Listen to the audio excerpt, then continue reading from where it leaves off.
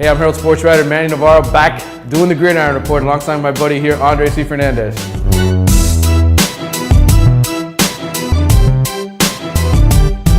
Yes, it's real. It's real. It's back. It's not a hologram. Oh my God. I had a nice vacation, Disney World, Universal Studios. I had to get away, man.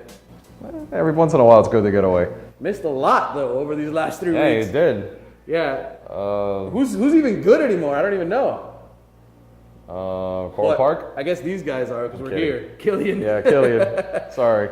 These guys, the Killian Cougars, big win. Lots of wins this year. They're 8-0. Big win last week, though. They knock out the defending state champion, South Dade. Yeah, and then again, with a tremendous defensive performance, you look at these guys. I mean, the offense is starting to come around a little bit, but really the playmakers, it's not just the Jaquan Johnson show anymore. Sheldrick, Redwine, James Bowe. I mean, on and on, you look at these guys, and I think defensively, Killian's got something here that's state championship caliber. The question's going to be, can their offense match up to that standard and put them on a big run toward Orlando?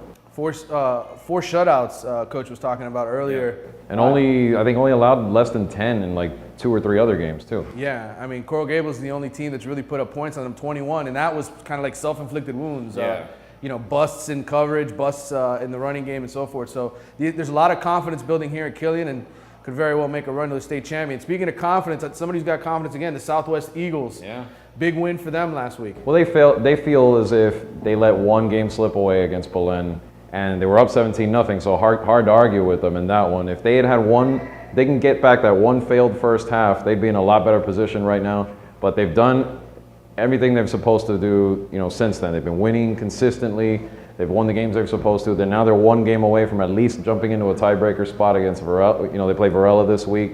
Belen and Ferguson, we'll see what happens. But Southwest looks like they can still control what they're doing right now. They'll be in the playoffs. All right, that's District 15-8A. Up in Broward County, big story up there this past week. Miramar High end up firing their coach. They end up beating Cypress Bay with a fill-in coach, a coach who was already there, and it just seems like a complicated mess now at Miramar. Yeah, well, Coach Stroud stepped down, and from the looks of it, it seemed like something that was ongoing. It's been a tough season over there. They've lost 3 games they feel like they should have won, and now the news comes out that one of their players, Joan Durant, may be ineligible. So we're kind of waiting to see. I mean, they took care of business on the field. They beat Cypress Bay, did what they had to under their coach, A.J. Scott. He was the defensive coordinator there.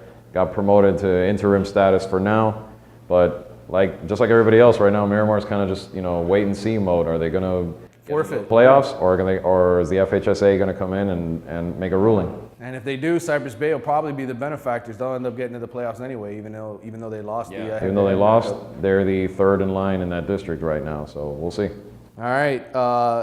Going back to Dade County, Carroll City Central. This was a big game last week. Carroll City kind of scrapping for its life, and they showed up, played well. I know. I was covering this game against South Dade, and I wasn't nervous about this game. I was nervous if I was going on a Traz because I'm like, I should be there in case this happens.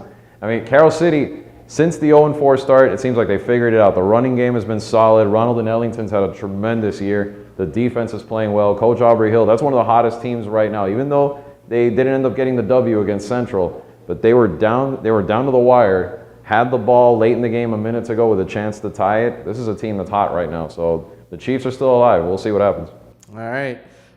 Mater Academy, you were there a couple weeks ago with my buddy David Ferronis. Big win over Miami Springs. They're in the playoffs. Yeah, I mean, from the beginning of the year in the offseason, I thought, even last year, I thought they had a chance to do it. This year, I said, after a year of getting close, I thought the Lions had what it took to at least clinch a playoff spot. They did. I mean, solid defensive performance. You want to talk about defenses, that's another team that's done well this year. They've had a lot of shutouts, and we'll see how they can do against American. I still think American's the best team in that district, but matters in, so everything's bonus now for them.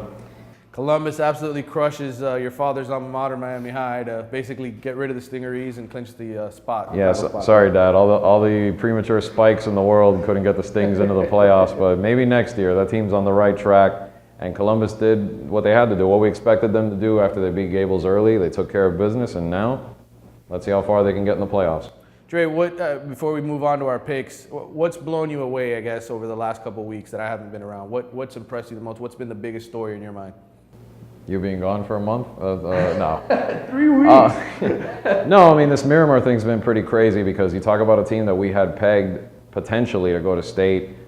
And it just seems like it's such a mess over there right now. I mean, that's one for sure. How about Monarch keeping things going? I think Monarch is a team nobody's talking about enough. I mean, you look, we keep talking about Killian, we keep talking about Miramar, but to me, Monarch right now, they're kind of like under the radar, and they shouldn't be. I mean, you look at that team, Ronnie Hoggins has 14 interceptions in one season already. Their defense gets overlooked a lot because I know they're always putting up 60, 70 points on offense. But those guys, that's the team that could throw a wrench into this whole Class 8A race late in the year. All right, that wraps it up for the week back. Let's look ahead next.